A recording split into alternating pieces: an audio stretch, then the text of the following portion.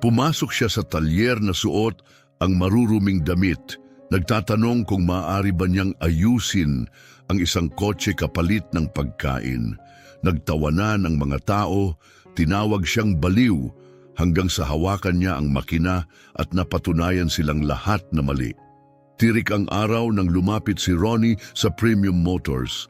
Ang semento ay halos nagbabaga sa ilalim ng kanyang luma at pudpod na tsinelas. Marumi at sira-sira ang kanyang damit, gusot ang buhok at may amoy ng taong natulog sa labas. Pero ang kanyang mga mata, kahit pagod, ay may kakaibang liwanag. Isang alab na hindi maunawaan ng sino man doon. Sa mga oras na yon, nakayuko si Richard sa makina ng makintab na kulay pilak na Mercedes, pinupunasan ng pawis sa kanyang noo habang nagmumura. Dalawa pang mekaniko, sina Nestor at Roberto, ay nakatayo sa tabi niya, nanonood at umaalalay. Ang may-ari ng kotse, si Teresa, ay nakasandal sa pader na nakahalukip-kip, halatang balisa ngunit pinipilit na magpakalma. Hindi ako makapaniwala, mahina niyang sabi habang hinahaplos ang buhok. Kailangan kong gumana ang kotse na ito ngayon. Tumuwid ng tayo si Richard at pinunasan muli ang pawis gamit ang likod ng kanyang kamay.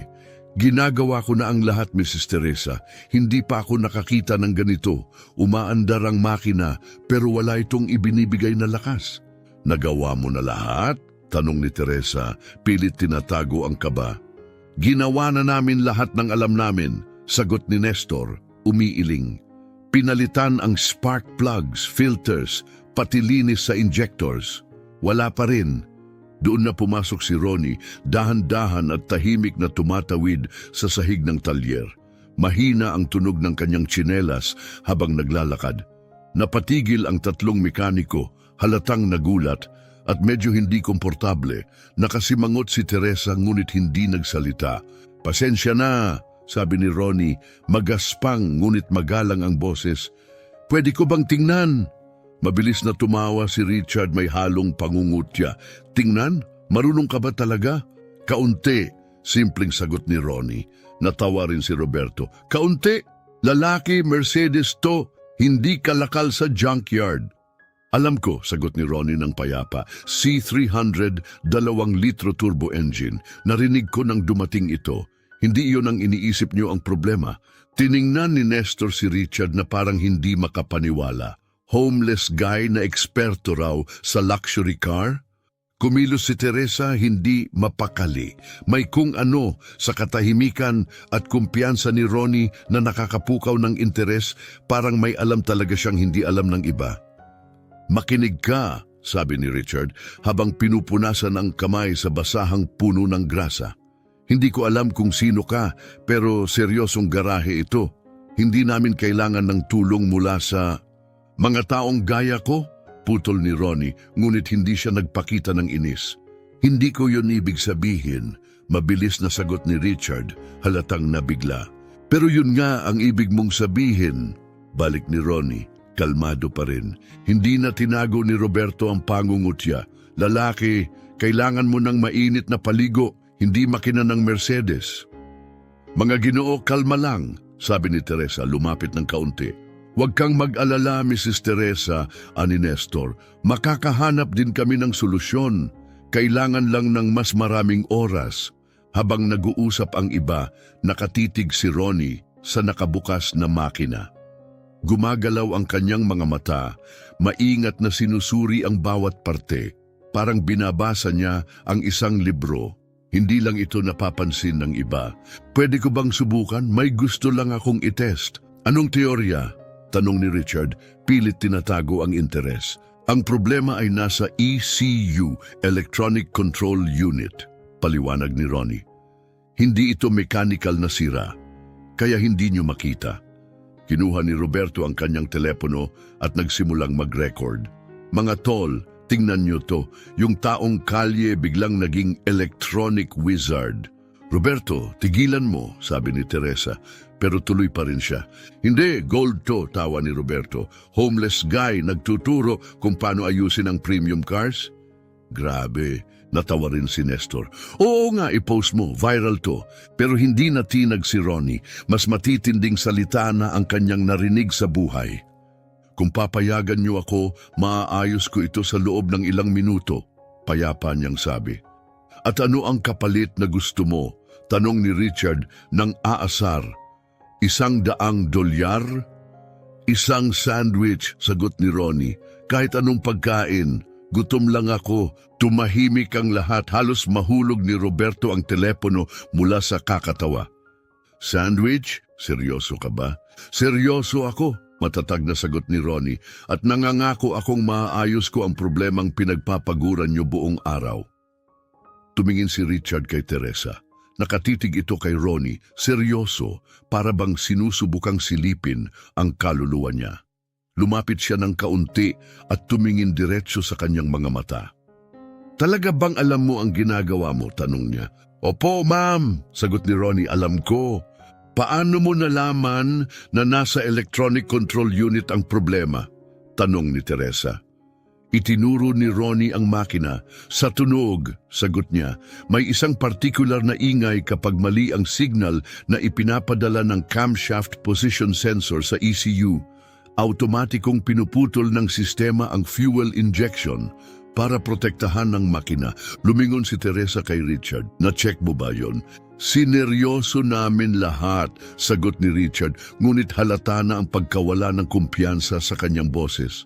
Umiling si Ronnie, hindi nyo nagawa, hinanap nyo ang mekanikal na problema, pero modernong kotse ito, nakatakbo sa electronics. Kapag may sensor na pumalpak, nililimitahan ng sistema ang performance para iwasan ang pinsala. Patuloy pa ring nakangiting nagre-record si Roberto. Ayos to! Itinuturo ng taong kalye sa mga mekaniko kung paano gawin ang trabaho nila.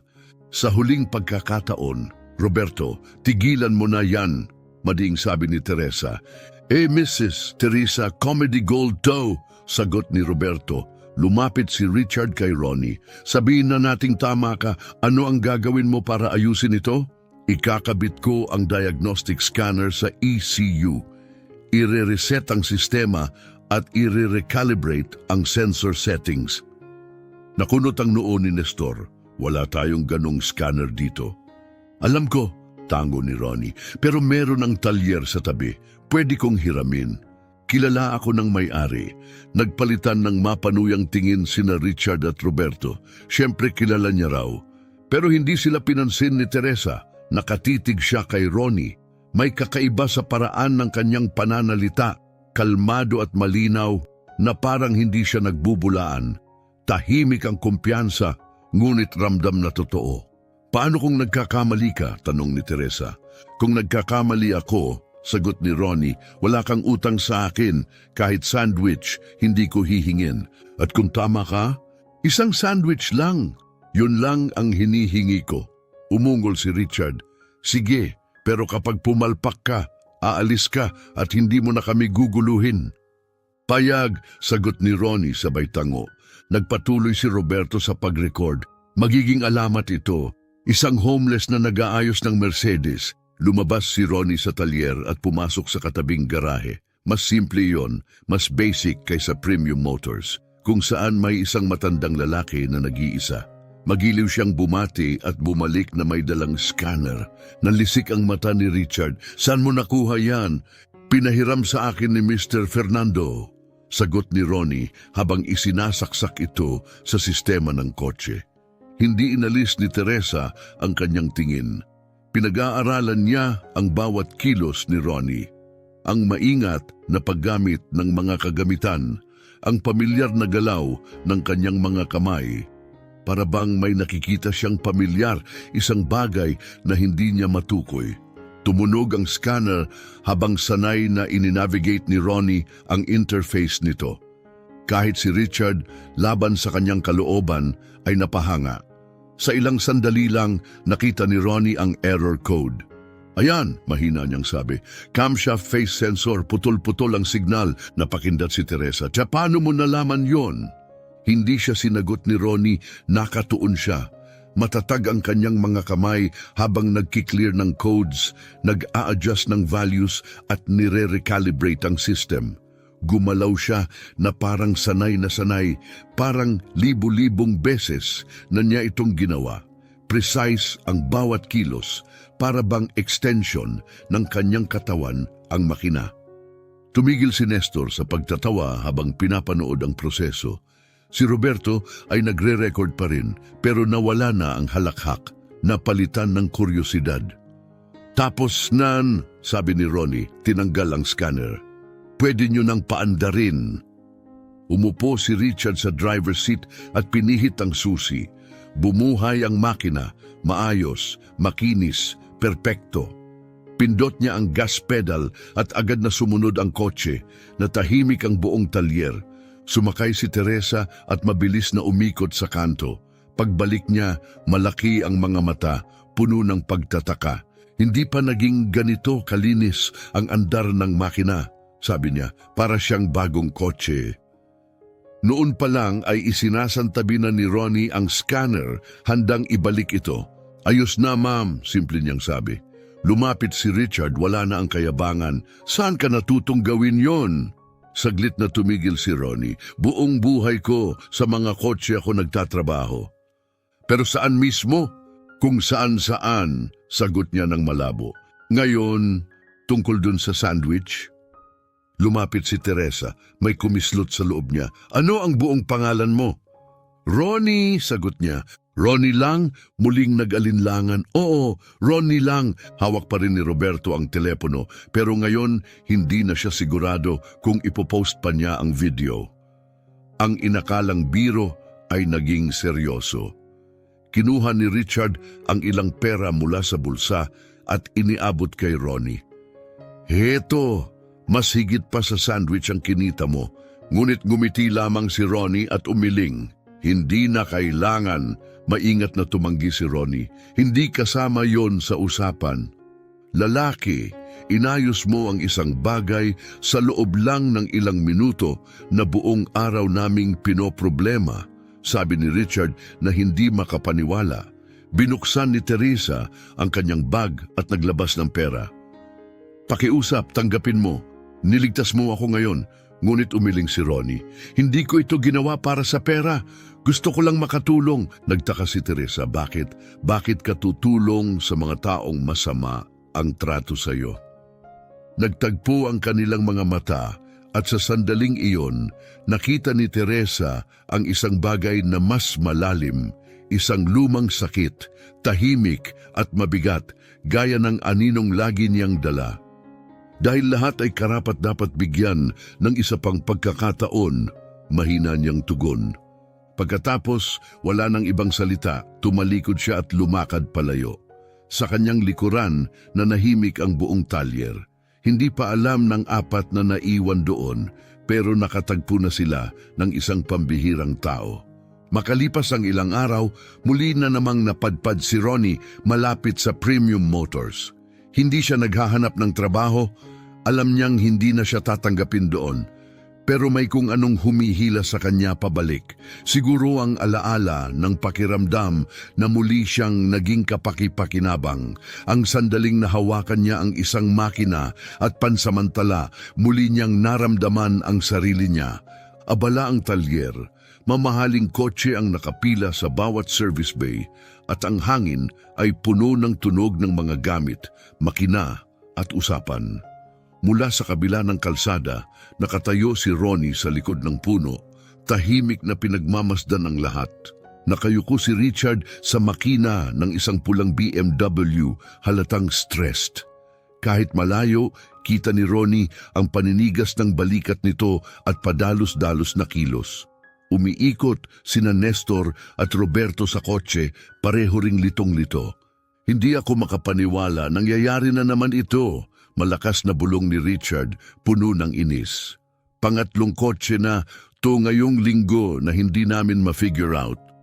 Lumapit ang isang lalaking nakasuot ng mamahaling Amerikana sa BMW. Siya si Dr. Ronald, isang kilalang abogado sa bayan at may-ari ng kotse. Kumusta ang pagkukumpuni? Magalang niyang tanong, ngunit ramdam ang inis sa boses. Malapit na, Doktor. Ronald, sagot ni Richard habang pinupunasan ang pawis. Isang adjustment na lang. Naningkit ang mga mata ni Ronald. Yan din ang sabi mo kahapon. Kailangan ko na ngayon ng kotse. Lumihis si Roberto at agad na naglabas ng cellphone. Ay grabe, kailangan ko itong i-video. Sasabog na si Richard. Iligpit mo yan, pabulong na saway ni Nestor. Pero nagre-record na si Roberto. Mula sa kanyang tagong pwesto, nakikinig si Ronnie. Kilala niya ang tunog na iyon mula sa makina, isang hindi nakaayos na parte. Simpleng ayusin. Kaya niyang tapusin sa loob ng ilang minuto. Pero hindi siya kumilos. Umiikot pa rin sa isip niya ang tawanan, pangungutya at masamang trato sa kanya noon. Dumating ang isang taxi, bumaba ang isang babae na may kargang bata. Si Carmen iyon ang asawa ni Doktor. Ronald. Nanghihina ang batang si Carlos, umiiyak ng mahina. Naayos na ba? Tanong niya balisa. May lagnat si Carlos. Kailangan ko siyang dalhin sa ospital. Namutla ang mukha ni Doktor Ronald. Tumingin siya kay Richard, desperado pero pinipilit magpigil. Inaasikaso pa nila. Ramdam ni Richard ang bigat ng sitwasyon. Mrs. Carmen, malapit na po kami. Sandali na lang. Sandali, sigaw ni Carmen. Iyan din ang sinabi mo 2 araw na ang nakalipas. Nagalit ang abogado. May sakit ang anak ko. Kailangan ko ang kotse ngayon. Napuno ng tensyon ang buong talyer. Tumigil ang ibang customer para panoorin ang komosyon. Patuloy si Roberto sa pagre-record, pabulong sa kanyang telepono. Grabe to, total chaos sa shop. Sinubukan ni Nestor na pakalmahin. Dr. Ronald, maaayos din namin. Kailangan lang ng kaunting oras. Oras, sigaw ni Ronald. Wala nang oras ang anak ko. Mahigpit na niyakap ni Carmen ang kanyang anak. Nanginginig ang boses. Ronald, tumawag ka na lang ng Uber. Hindi na tayo makapaghintay. Ang hirap makakuha ngayon, sagot nito na babalisa, sabay hawak sa ulo. Mula sa kabila ng kalsada, pinanood ni Ronnie ang eksena. Narinig niya ang daing ng bata at may nabuksan sa kanyang loob.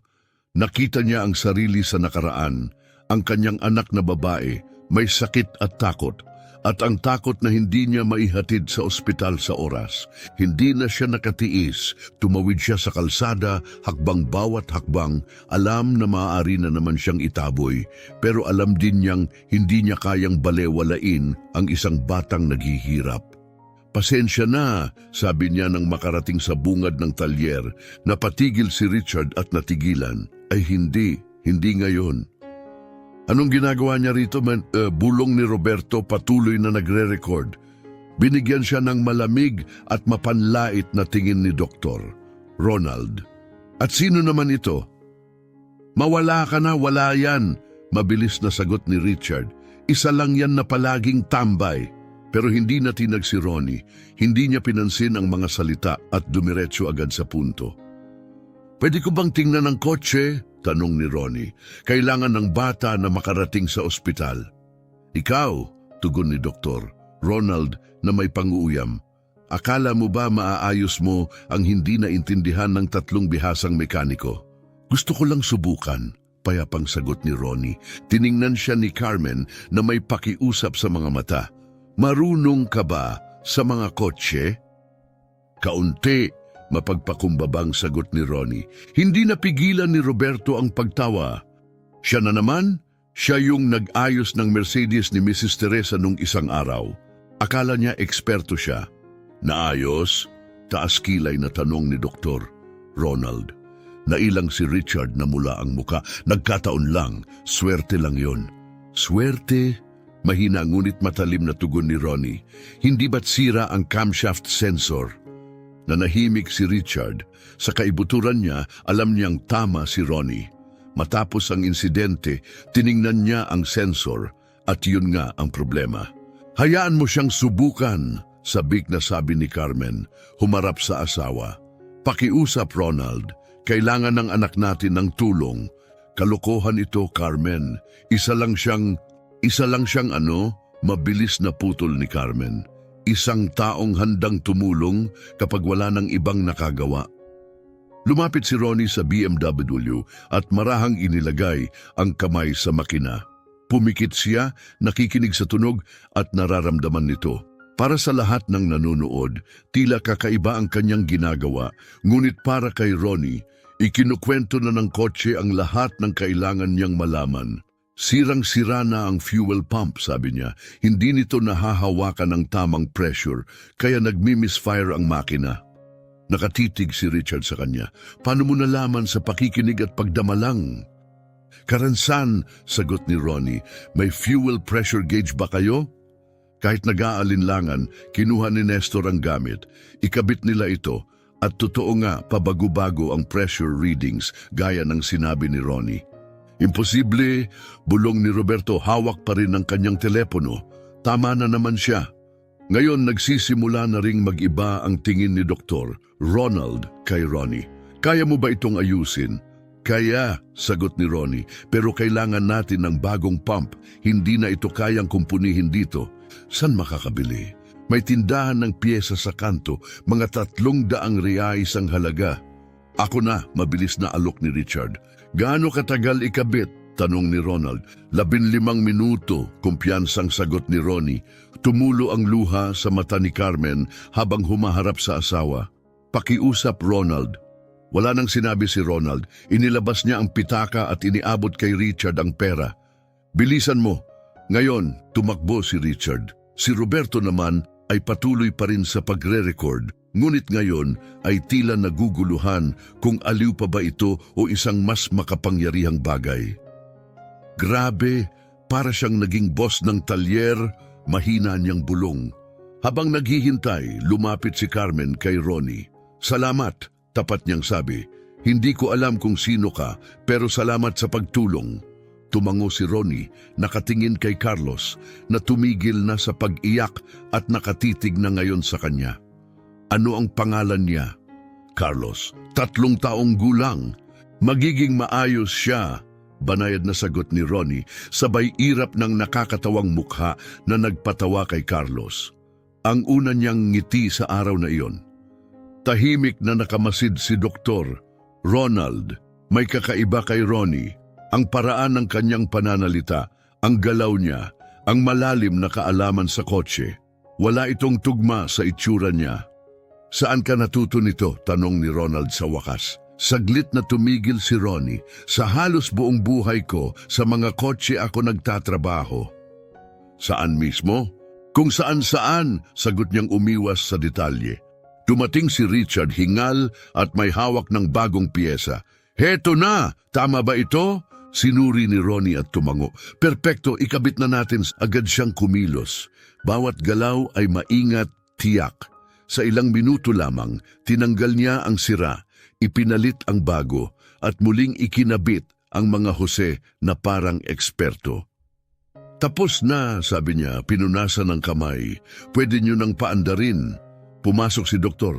Ronald, pinihit ang susi at muling bumuhay ang makina. Makinis at malakas. Pinindot niya ang gas pedal. Tumugon ang kotse ng perpekto. Kahanga-hanga, mahina niyang sabi. Sumakay si Carmen kasama si Carlos. Mahigpit niya itong niyakap. Ronald, alis na tayo. Kailangan nating pumunta sa ospital. Bago sumunod, humarap si Ronald kay Ronnie. Magkano ang utang ko sa'yo? Wala, sagot ni Ronnie. Ginawa ko lang ito para sa bata. Wala! Gulat na tanong ni Ronald, inayos mo ang kotse ko at tinulungan ang anak ko at wala kang gusto? Tumingin si Ronnie sa likod ng kotse. Nakangiti na si Carlos, hindi na namumula ang pisngi. Bayad na ako, mahina niyang tugon.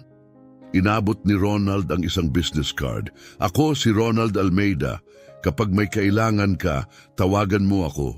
Salamat, Ginoo. Tahimik na sagot ni Ronnie. Pagkatapos, sumakay na ang abogado sa kotse at mabilis na nagmaneho patungo sa ospital. Patuloy pa ring nagre-record si Roberto, hindi makapaniwala. Grabe yon. Walang maniniwalang totoong nangyari ito. Lumapit si Richard kay Ronnie, halatang nabigla at nahihiya. Paano mo nagagawa yon? Anong yon? Tanong ni Ronnie, hindi tumitigil sa paglakad. Na makinig lang sa kotse at agad mong alam kung ano ang sira. Matagal na akong mekaniko pero hindi pa ako nakakita ng katulad mo. Hindi sumagot si Ronnie. Tahimik lang siyang lumakad palayo pero hindi pa handang tumigil si Richard. Teka, sigaw niya, hindi ka pwedeng basta lumakad, sino ka talaga? Huminto si Ronnie, saglit siyang lumingon. At sa kanyang mga mata, may bakas ng matandang kalungkutan, isang sulyap ng taong dati siyang naging, bago siya tuluyang pinabagsak ng buhay. Pagkatapos agad siyang lumiko at naglaho sa karamihan, iniwang mag-isa si Richard na puno ng mga tanong na walang kasagutan. Nakatitig pa rin si Roberto sa hawak niyang telepono, pinapanood ang video, nakaka-film lang niya. Richard, kailangan nating alamin kung sino talaga ang taong yon. Bakit? Tanong ni Richard. Dahil walang sino man na may ganyang kaalaman sa kotse ng basta-basta. May kwento ang taong yon, malaki. At tama siya, hindi basta kwento ang nakaraan ni Ronnie, isa itong kwentong kayang baguhin ang lahat. Ang video na in-upload ni Roberto ay nagsimulang sumikat online. Pinamagatan niya ito, Homeless Man Fixes Cars Better Than Certified Mechanics. Sa loob lamang ng ilang araw, nag-viral ito, libu-libong views, daan-daang komento. Karamihan ay naniwalang peke, isang palabas lang. Pero may ilang nakapansin ng kakaiba. Isang user ang nagkomento, may pamilyar sa kanya. Sa galaw niya, sa paraan ng paghawak niya sa makina, parang nakita ko na to dati. Isa pa ang nagsulat, walang ganitong galaw kung hindi mo ito ginagawa sa loob ng dekada. Hindi lang siya basta palaboy, may nakaraan siya. Napanood din ni Teresa ang video habang nag-i-scroll sa kanyang telepono, lumitaw ito. Pinanood niya isang beses, pagkatapos muli, at pangatlo nakatutok sa bawat detalye. Ang mga kilos niya, ang boses niya, ang paraan ng kanyang pagtatrabaho. May kung anong gumising sa kanyang alaala. May nagpapaalala ito sa kanya ng isang tao, ang kanyang ama. Pumanaw ito ng 15 taong gulang pa lamang siya. Inubos ng alak ang lahat, ang trabaho, ang dangal, ang buhay. Pero bago iyon, mekaniko siya. Isang napakahusay na mekaniko, ang tipo ng taong kayang ayusin ang kahit ano. At madalas niyang ikwento ang tungkol sa isang alamat ng karera noong dekada 70. Isang lalaki na kayang madama ang kaluluwa ng isang kotse gamit lamang ang kanyang mga kamay. Golden hands, mahina niyang bulong, halos walang kamalay-malay. Iyon ang palaging inuulit ng kanyang ama na may paghanga. Lagi niyang kinukwento ang tungkol sa isang lalaking tinatawag na Golden Hands. Kinabukasan, hindi pa rin mapawi ang iniisip, bumalik si Teresa sa Premium Motors. Nakita niya si Richard na nakayuko na naman sa isa pang kotse, halatang frustrated. Nakatayo sina Nestor at Roberto sa tabi, litong-lito. Nahihirapan na naman kayo? Tanong niya, lumapit. Nagulat si Richard. Mrs. Teresa, bumalik kayo. Bumalik ako para magtanong tungkol sa lalaking nag-ayos ng kotse ko. Kilala niyo ba kung sino siya? Nagningning ang mukha ni Roberto. Napanood niyo ba ang video? Umabot na ng 50,000 views. Napanood ko, tango niya. Pero hindi ako nandito para sa views. Gusto kong malaman kung saan natutong magtrabaho ng ganon ng taong yon. Umiling si Richard. Sa totoo lang, hindi ko alam. Pero isang bagay ang masasabi ko, wala pa akong nakitang katulad niya. Hindi lang siya nag-aayos ng kotse. Parang naiintindihan niya talaga ang mga ito. Para bang kinakausap siya ng makina at nakikinig siya. Iyon din ang sabi ng tatay ko dati, sagot ni Teresa, may panginginig sa boses. Na bawat makina ay may sariling tinig kung marunong ka lang makinig.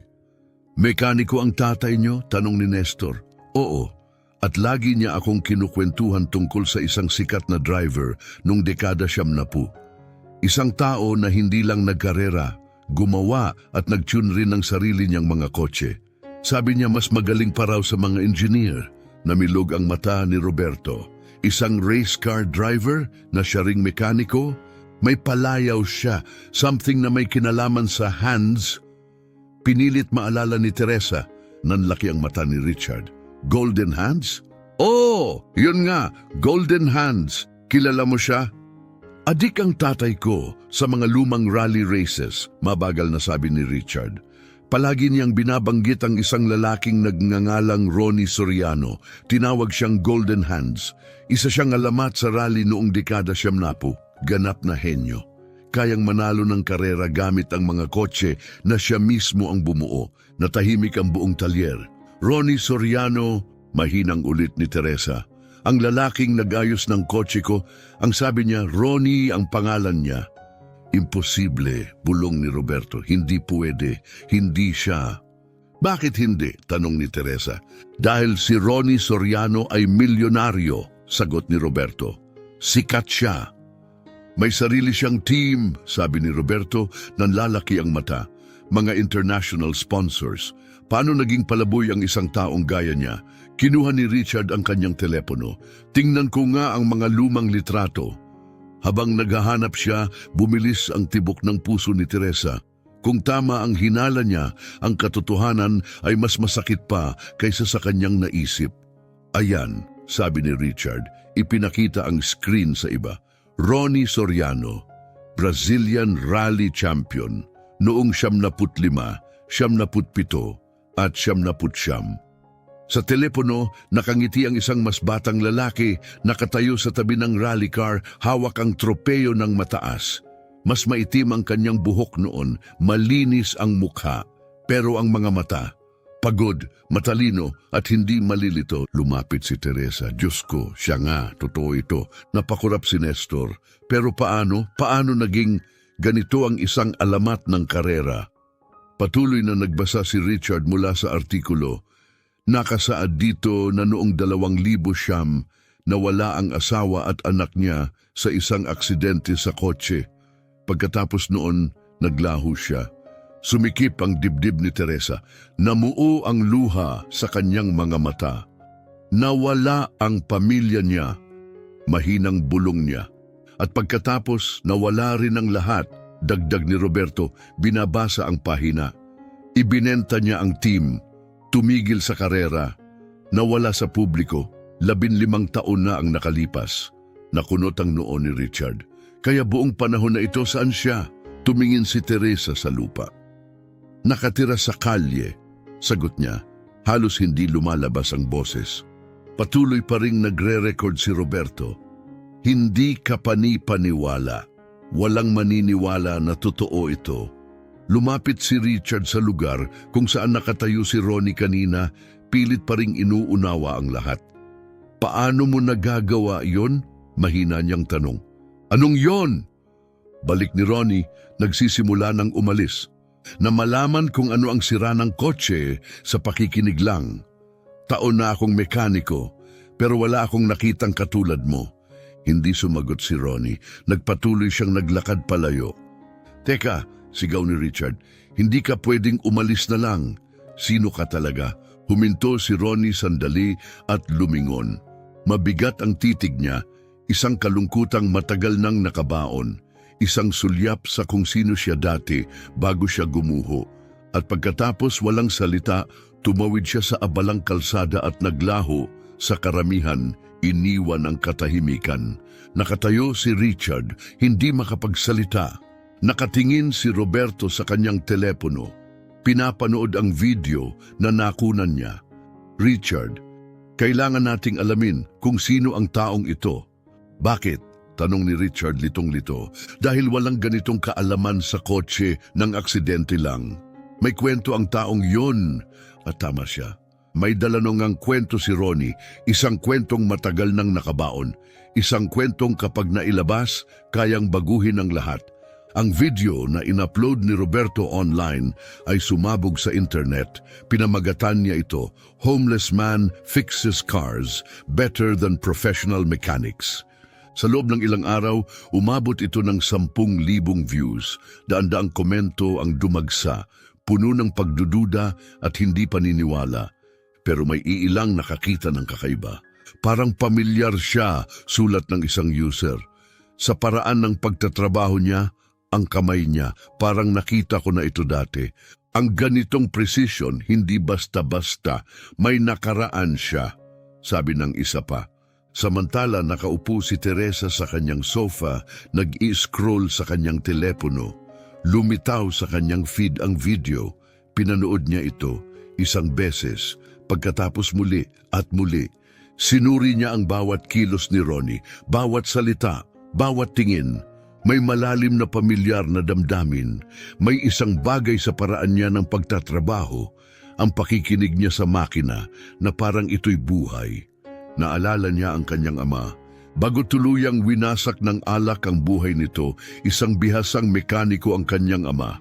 Isa sa pinakamahusay, kayang ayusin ang kahit ano. Sabi ng mga tao, may mahika sa kanyang mga kamay. At palagi siyang nagkukwento tungkol sa isang alamat ng karera noong dekada 70. Isang lalaking hindi lang champion sa karera, kundi mas mahusay pang mag-ayos ng kotse kaysa sinuman. Golden Hands, mahina niyang bulong, bumabalik sa alaala ang palayaw. Kinabukasan, bumalik siya sa Premium Motors. Hindi na siya napigilan ng kuryosidad. Nakasubsob si Richard sa isa na namang kotse, halatang inis at pagod. Nakatayo sina Nestor at Roberto sa tabi, litong-lito sa mga gamit at piyesa. May problema na naman? Tanong ni Teresa, lumapit. Nagulat si Richard. Mrs. Teresa, hindi ko inaasahan na babalik kayo. Narito ako dahil sa lalaking nag-aayos ng kotse ko, sabi niya. May alam ba kayo tungkol sa kanya? Biglang sumabat si Roberto. Nakita niyo na ba ang video? Lagpas 50,000 views na. Nakita ko, tango niya. Pero hindi ako narito para doon. Gusto kong malaman kung saan natutong gumawa ng ganon ng isang tao. Bumuntong hininga si Richard. Sa totoo lang, hindi namin alam. Pero isang bagay ang sigurado, hindi natutunan sa libro ang ganitong kasanayan. Ang taong yon, hindi lang inayos ang kotse mo. Inintindi niya ito, para bang may sinasabi ang makina at siya ay nakikinig. Nanindig ang balahibo ni Teresa. Yun mismo ang sinasabi ng tatay ko, na bawat makina ay may tinig. Kailangan mo lang matutong makinig. Mekaniko rin ba ang tatay niyo? Tanong ni Nestor. Oo, at palagi niyang kinukwento ang tungkol sa isang alamat na driver noong dekada 70. Isang taong nagkarera at siya mismo ang bumuo ng mga kotse niya. Sabi niya, mas magaling pa sa mga engineer. Nagiba ang ekspresyon ni Roberto. Isang driver noong dekada 90, sinubukan ni Teresa alalahanin. May palayaw siya. May kinalaman sa kamay. Nanlaki ang mata ni Richard. Golden Hands? Iyon nga, sagot ni Teresa. Kilala niyo siya? Palagi siyang binabanggit ng tatay ko, sagot ni Richard. Siya si Ronnie Soriano, isang alamat sa rally.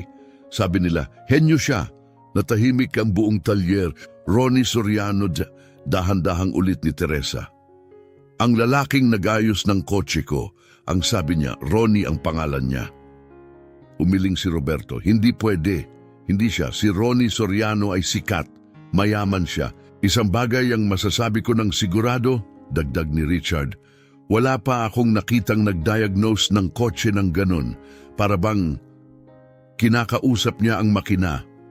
Kinakausap, tanong ni Teresa. Ano ang ibig mong sabihin? Hinahawakan niya ito, pumikit siya, at sa loob lang ng ilang segundo, parang alam na niya agad kung ano ang problema. Hindi normal yon, nanindig ang balahibo ni Teresa. Ginagawa rin yon ng tatay ko. Sabi niya bawat makina ay may sariling tinig. Kailangan mo lang matutong makinig. Mekaniko ba ang tatay mo? Tanong ni Nestor. Oo, at palagi niyang ikinukwento ang tungkol sa isang driver noong dekada 70. Isang taong hindi lang mananakbo. Alam niya ang makina ng higit pa sa kahit sinong engineer. Napahinto si Roberto. Driver mula simbilan puluhan? Anong klasing driver? Sabi ng tatay ko alamat siya, hindi lang dahil mahusay siyang magmaneho, kundi dahil kaya niyang i-tune ang sariling kotse hanggang sa perpekto. May palayaw siya, may kinalaman sa kamay. Nagningning ang mga mata ni Richard. Golden Hands? Oh, yun nga, Golden Hands. Kilala niyo ba siya? Adik ang tatay ko sa motorsports. sagot ni Richard. Palagi niyang ikinukwento ang taong iyon. Ronnie Soriano, rally champion. Panalo siya sa lahat noong dekada 70. Natahimik ang buong talyer, pati hangin sa labas rinig. Ronnie Soriano, dahan-dahang ulit ni Teresa. Ang lalaking nag-ayos ng kotse ko, sabi niya Ronnie ang pangalan niya. Nakatitig si Roberto na hindi makapaniwala. Imposible, hindi pwede. Bakit? Tanong ni Teresa. Dahil si Ronnie Soriano ay mayaman, sagot ni Roberto. Isang milyonaryo, hawak niya ang lahat. Hindi agad nakapagsalita si Teresa. Pumasok sa isip niya ang alaala ng kanyang ama. Kung paano ito unti-unting naglaho matapos mawala ng trabaho. Kung paano naging alak ang kanyang takasan. Kung paano nila nawala ang kanilang bahay, ang dangal, ang lahat. At kung paano siya, bilang isang batang naguguluhan, ay hindi alam kung paano tutulungan ang ama. Kailangan natin siyang hanapin, sabi niya na may determinasyon. Hanapin? Tanong ni Roberto. Para saan? Para tulungan siya, sagot niya. Para bigyan siya ng isa pang pagkakataon.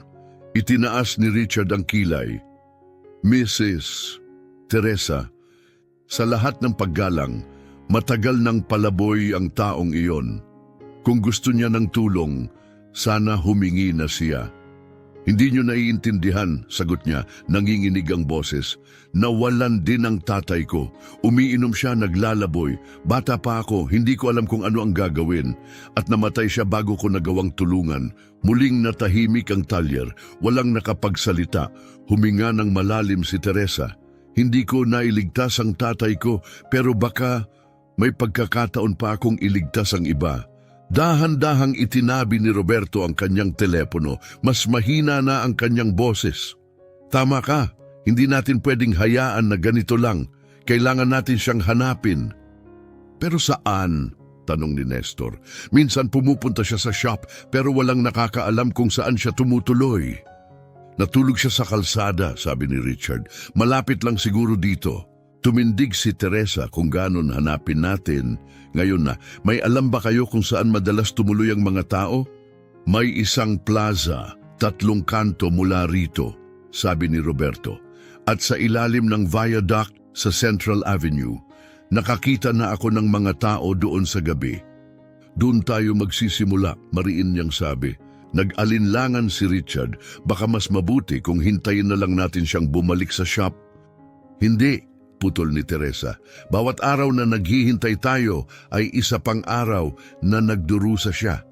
Naghintay ang tatay ko ng tulong na hindi dumating. Hindi ko uulitin ang pagkakamaling iyon. Wala nang sabi-sabi. Sabay-sabay silang umalis sa shop at nagtungo sa plaza. Hapon na. May ilang taong nakaupo sa mga bangko, nagpapahinga sa lilim. May ilan ding may mga kumot, kariton at plastik na puno ng tanging pag-aari nila. Lumapit si Teresa sa isang matandang lalaki na nakaupo mag-isa. Pasensya na po, mahinahon niyang sabi.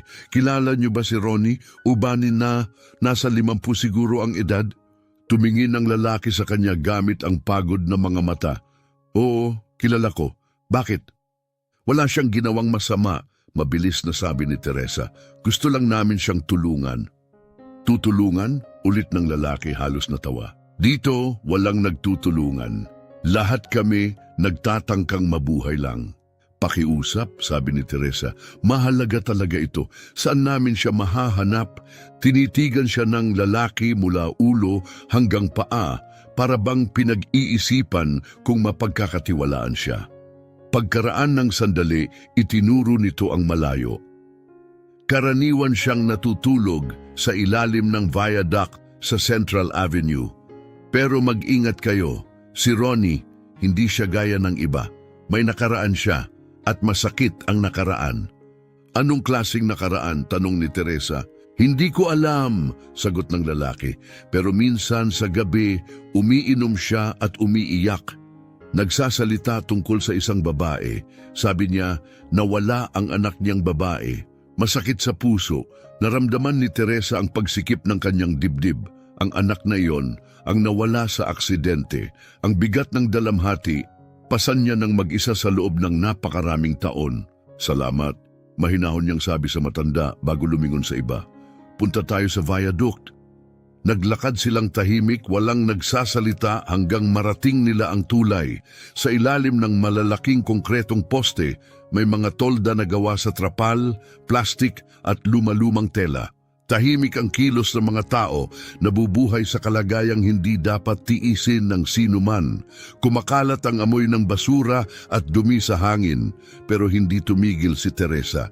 Hindi siya natigatig. "Ronnie," tawag niya. "Ronnie, narito ka ba?"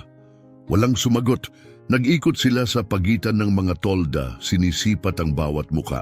Si Roberto ang nakakita, mag-isa sa isang sulok, yakap ang isang walang lamang bote, nakatitig sa isang luma at gusot na litrato. "Ayun siya," bulong niya. Dahan-dahang lumapit si Teresa. Ang lalaking nakaupo roon ay hindi na ang kalmadong mekanikong nagpasigla sa kanyang Mercedes. Para siyang hungkag, nilamon ng dalamhati, binuhay ng nakaraan. "Ronnie," mahina niyang sabi. Inangat niya ang ulo, saglit bago niya siya makilala. "Ang babaeng may Mercedes." "Ako nga," sagot niya na may maliit na ngiti. "Pwede ba akong umupo?" Mahina siyang tumango.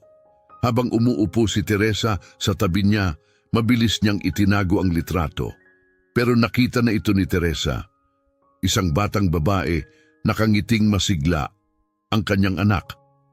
"Hinahanap kita," sabi ni Teresa. "Bakit?" "Dahil nalaman ko na kung sino ka." Nanigas ang katawan ni Ronnie. "Wala akong kwenta." "Hindi," malumanay na tugon niya. "Ikaw si Ronnie Soriano, Golden Hands." Mabigat ang katahimikan na sumunod.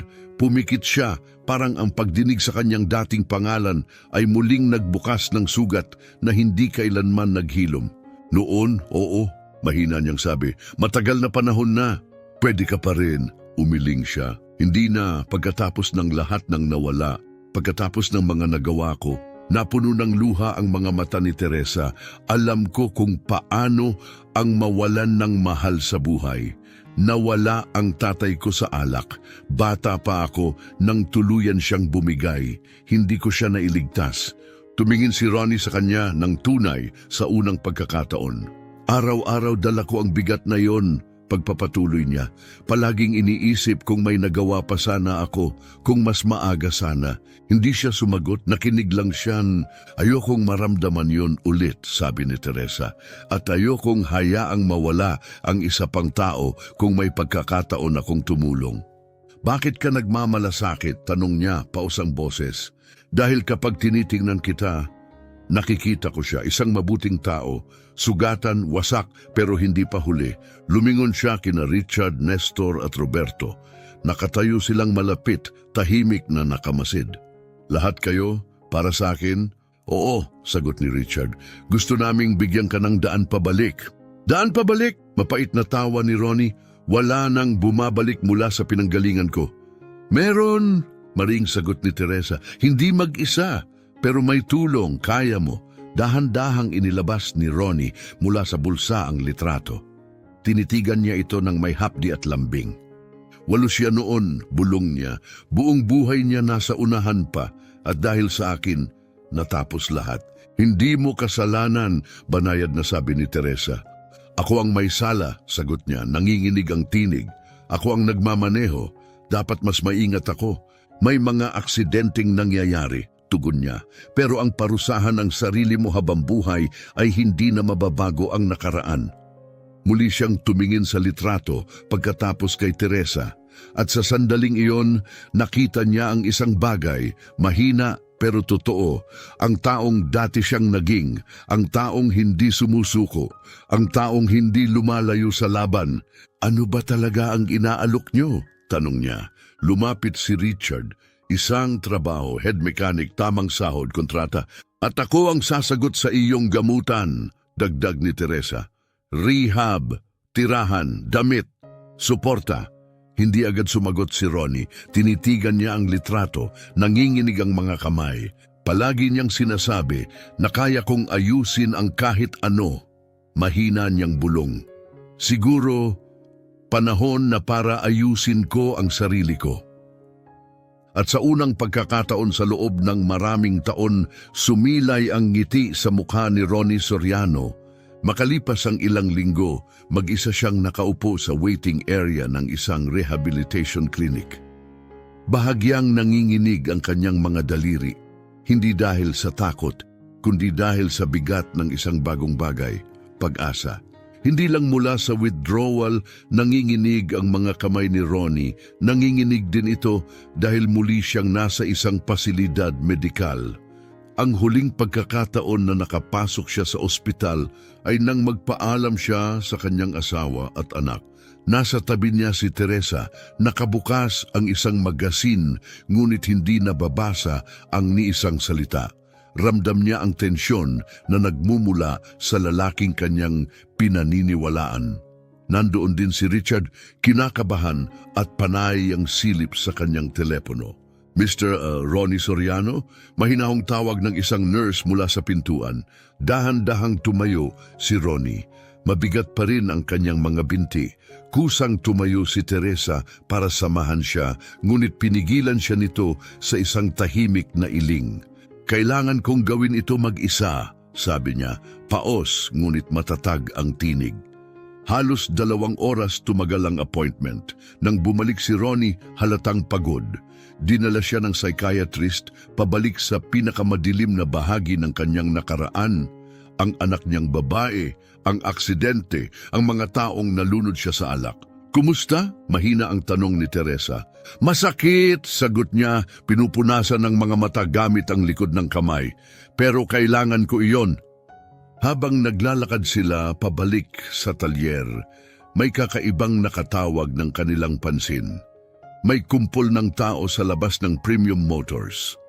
Nakasalansan sa harap ang 3 mamahaling luxury cars at nag-uusap ang mga tao, nagtuturo-turo. Anong nangyayari? Tanong ni Richard, binilisan ng lakad.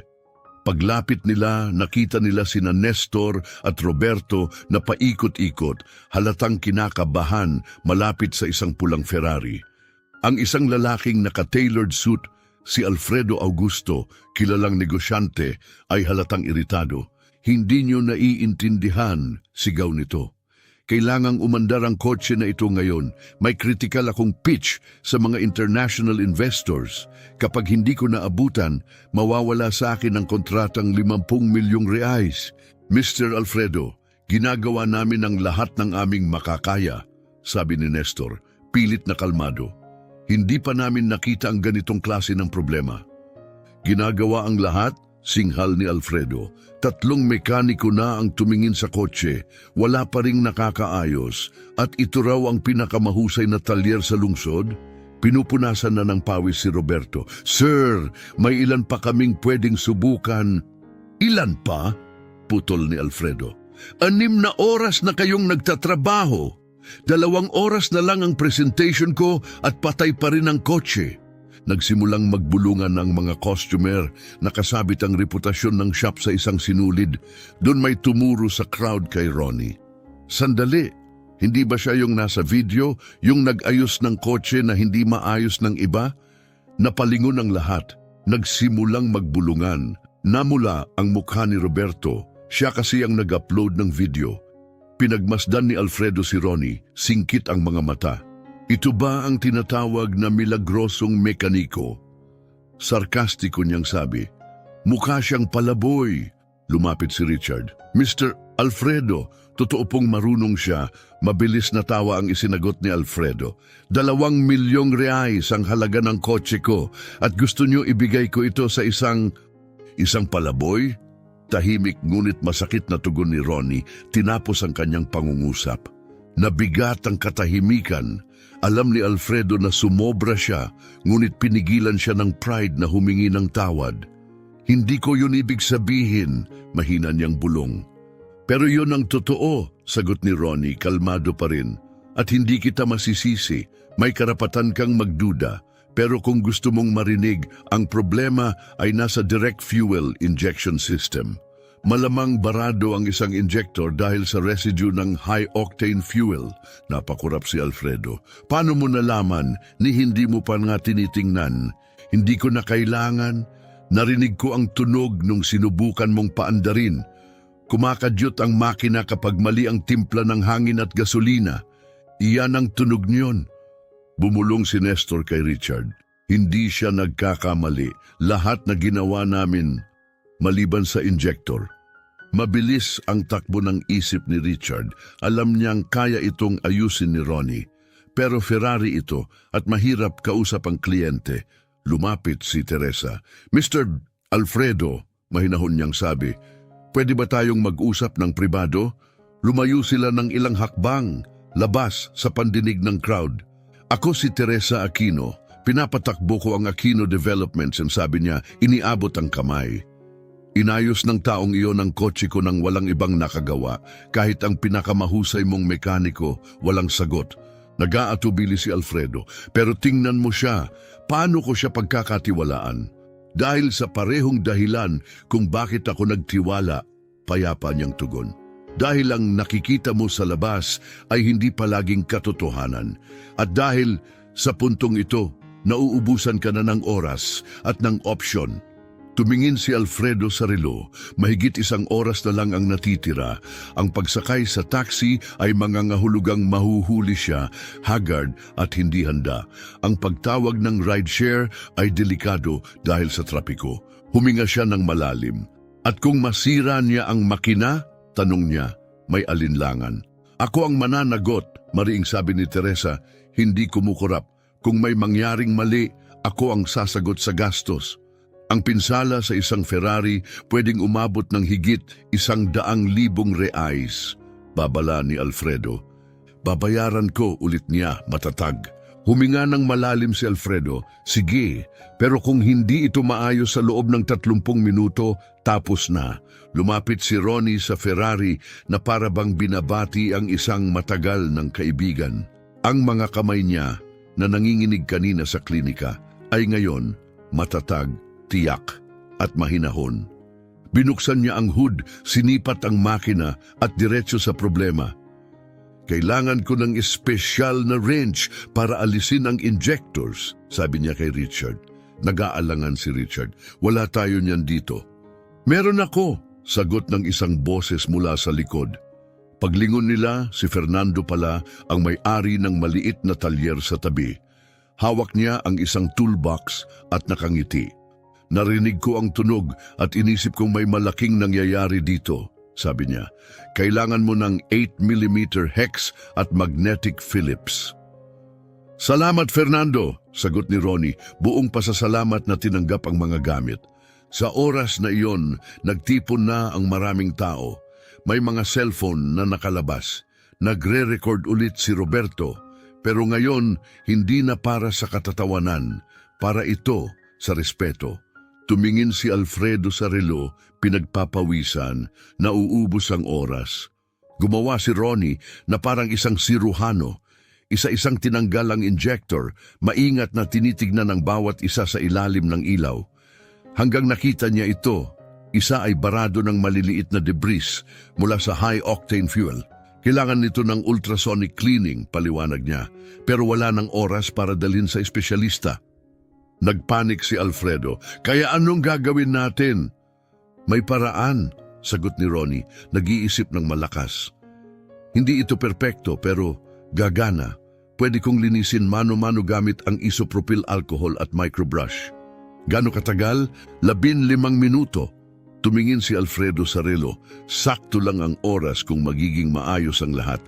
Sige, gawin mo, sagot niya. Nagmadali si Fernando at bumalik dala ang mga materyales.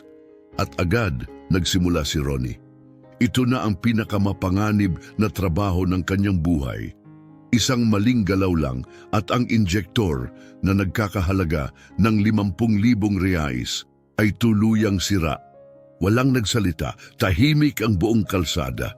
Pati mga bata tumigil sa paglalaro para panoorin ang lalaking may gintong mga kamay. Pigilang huminga si Richard.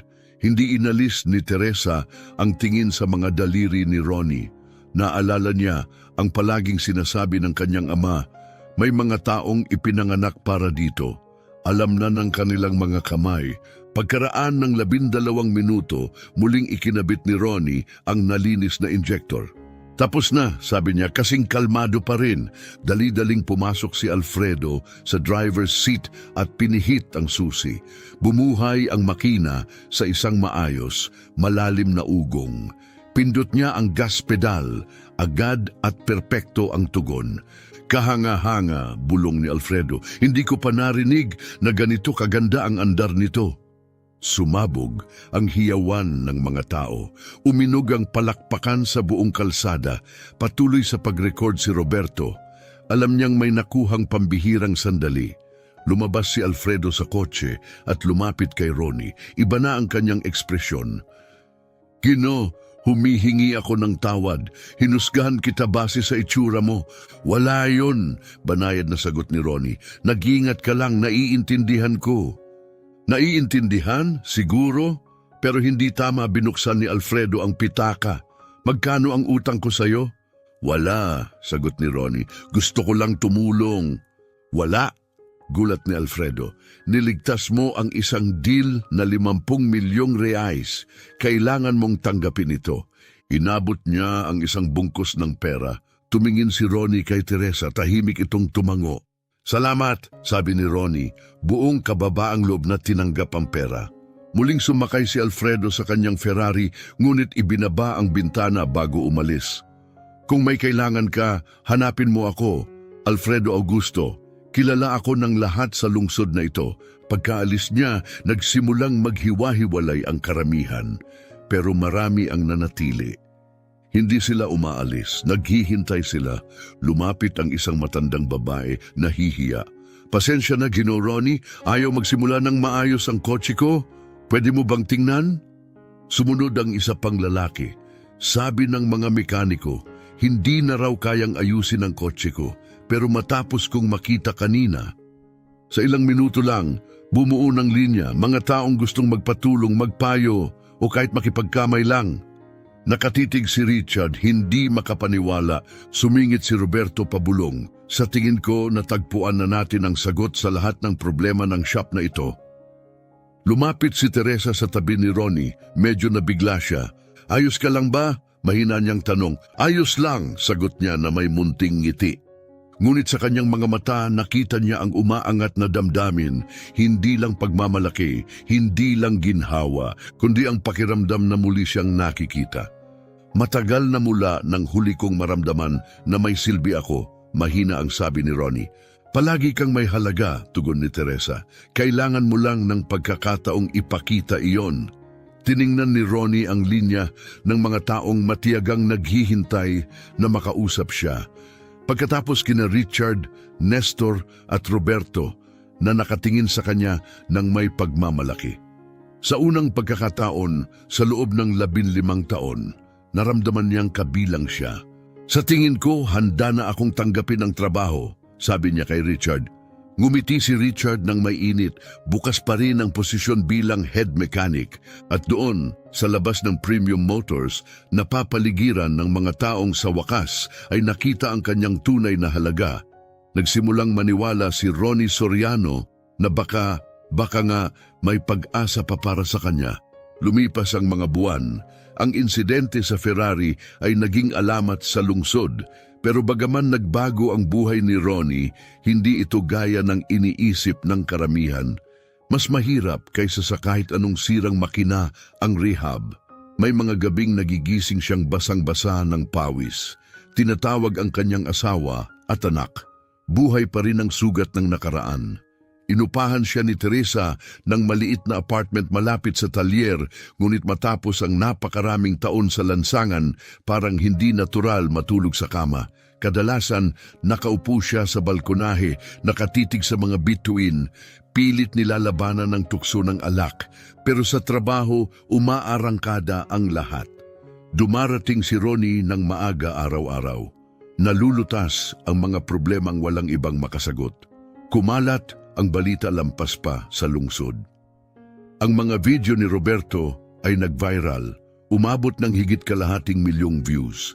May mga taong naglalakbay mula sa karatig bayan para lang masilayan ang miracle mechanic. Masaya si Richard, mas maunlad kaysa dati ang negosyo, pero may isang ikinabahala siya dahil kahit maayos ang lahat, para bang malayo pa rin si Ronnie. Isang umaga, nilapitan siya ni Richard, nakayuko si Ronnie sa isang Porsche. Mabilis ang galaw ng kanyang mga kamay, perpekto, ngunit malayo ang tingin. "Pwede ba kitang makausap?" tanong ni Richard. "Siyempre," sagot ni Ronnie nang hindi lumilingon. "Kumusta ka talaga?" Huminto si Ronnie sa ginagawa. Bakit mo tinatanong? Dahil parang may mabigat kang pasan. Gumagalaw kang parang makina pero ang mga mata mo hindi kailanman nagpapahinga. "May pasan nga ako," mahina niyang sagot. 15 taon ng pagkakasala, hindi iyon nawawala sa ilang buwan lang. Bago pa makasagot si Richard, biglang pumasok si Nestor, hingal. "Mga pare, may nangyayari sa labas. May dumating na lalaki, naka-armored na BMW. Urgent daw." Lumabas sina Richard at Ronnie sa parking lot. Nandoon ang isang itim na BMW X6. May bulletproof glass at wasak ang harapang bahagi. Kumakalampag ang makina, tila may malalim na sira. Bumaba mula sa driver's seat ang isang lalaking nakasuit, pawisan at halatang kabado. Dr. Ronald. Agad siyang nakilala ni Richard. "Kayo yung may batang lalaki, di ba?" "Oo," sagot nito, hingal. "At kailangan ko ng tulong ninyo, lalo na ni Mr. Ronnie." Lumapit si Ronnie. "Anong nangyari?" "Mahabang kwento," sagot ng abogado, pinupunasan ng noo. "May natatanggap akong death threats. Dinidepensahan ko ang isang pamilya na nawalan ng anak sa isang aksidente sa kotse. Ang driver, lasing at may koneksyon." Saktong dumating si Teresa at narinig ang huling bahagi. "Anong klaseng banta?" "Sinubukan nila akong sundan kaninang umaga," sagot ni Ronald. "Pinilit kong ihataw ang kotse para makatakas. Ngayon may kakaibang tunog ang makina." Natigilan si Ronnie. Isang aksidente dahil sa lasing na driver. Buhay pa ang sugat. Dumudugo pa rin.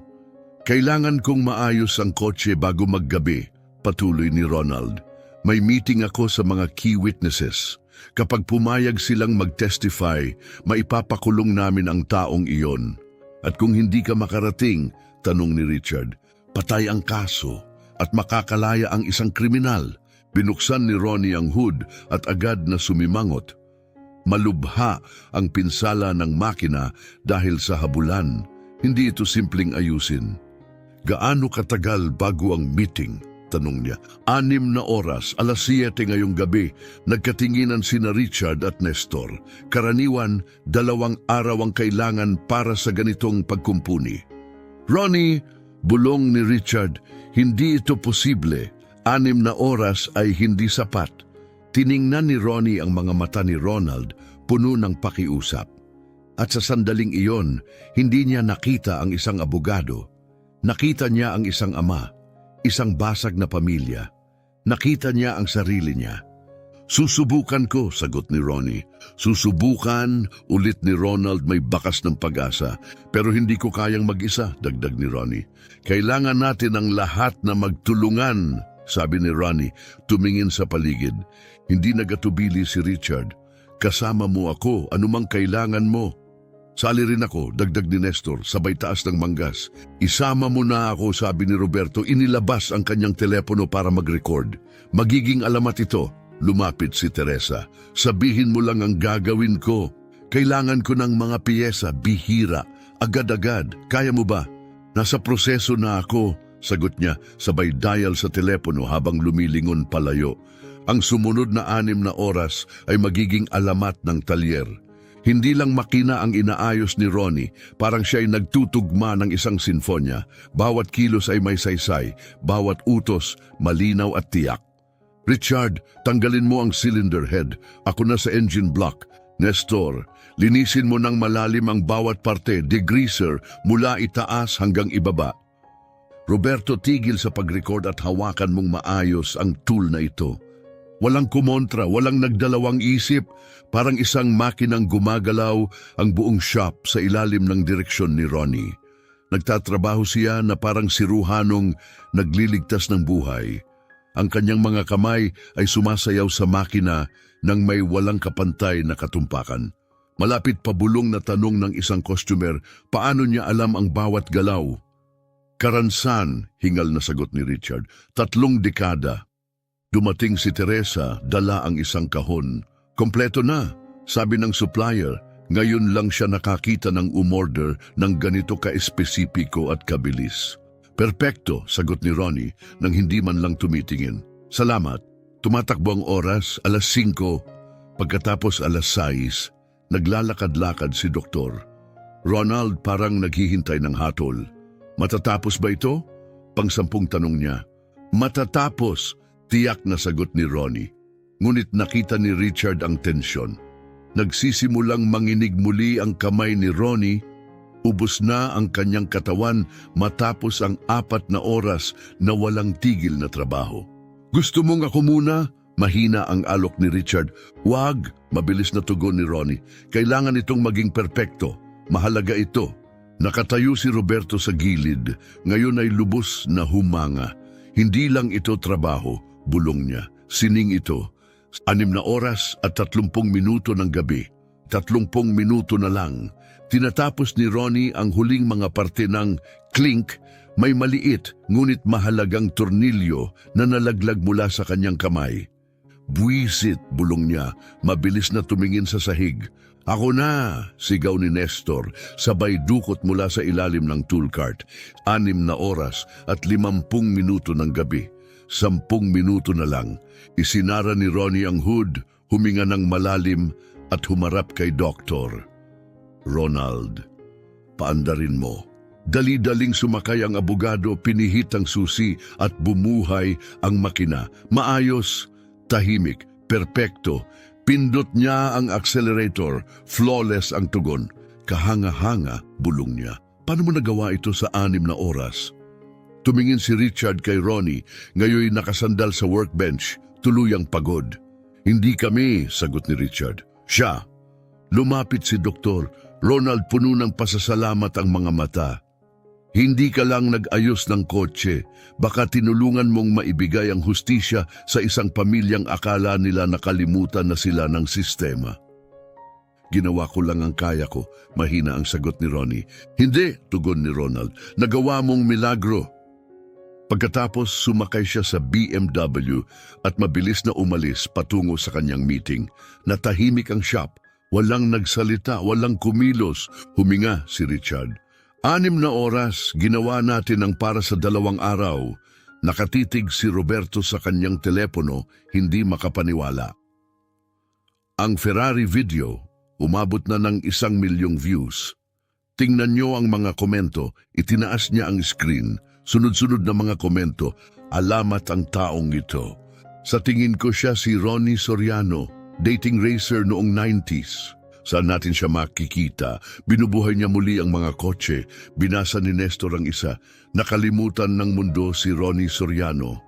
Pero bumalik siya para ayusin ang imposibleng ayusin. Umupo si Teresa sa tabi ni Ronnie na sa wakas ay bumagsak sa isang upuan.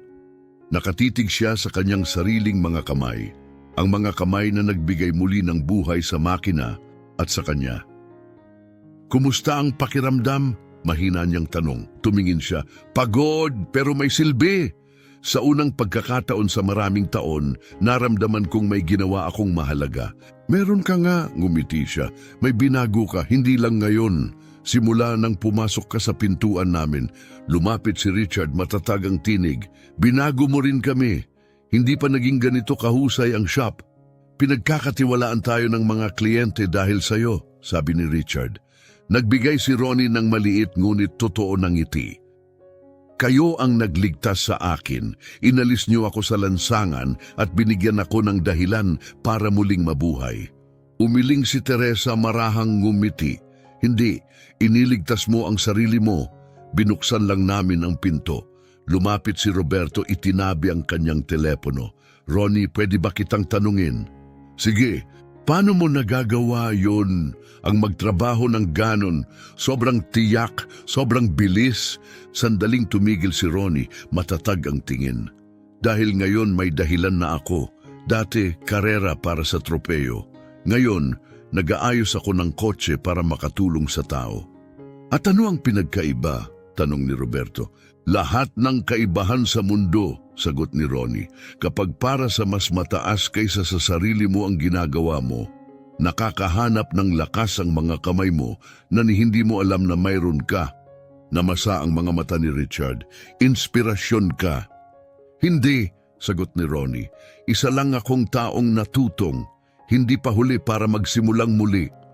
At doon, sa simpleng talyer, napapalibutan ng mga taong higit pa sa katrabaho, isang pamilya, na-realize ni Ronnie Soriano ang matagal na niyang hindi naramdaman. Nakabilang siya. Ang hindi alam ni Ronnie, sa kabilang bahagi ng lungsod, matagumpay ang meeting ni Dr. Ronald. Pumayag ang mga testigo na magbigay ng pahayag, umandar ang kaso, at nahatulan ang negosyanteng responsable sa aksidente. Pero hindi doon natapos ang kwento. Sa mismong paglilitis, sinabi ni Dr. Ronald kung paano inayos ng isang mekaniko ang kanyang kotse sa loob ng 6 na oras para makarating siya sa oras. Kumalat ang istorya, isang hanay ng mga abogado, pagkatapos sa mga reporter, at kalaunan sa social media. Nagsimulang magdugtong-dugtong ang mga tao, ang viral videos ni Roberto, ang hindi mapagkakaila na husay, ang mga matang hindi nagbago. Isang pangkaraniwang hapon sa Premium Motors. Abala si Richard sa isang pickup nang marinig niya ang preno ng isang van sa labas. Pagkatapos isa pa at isa pa. "Ronnie!" sigaw niya, parang may nangyayari.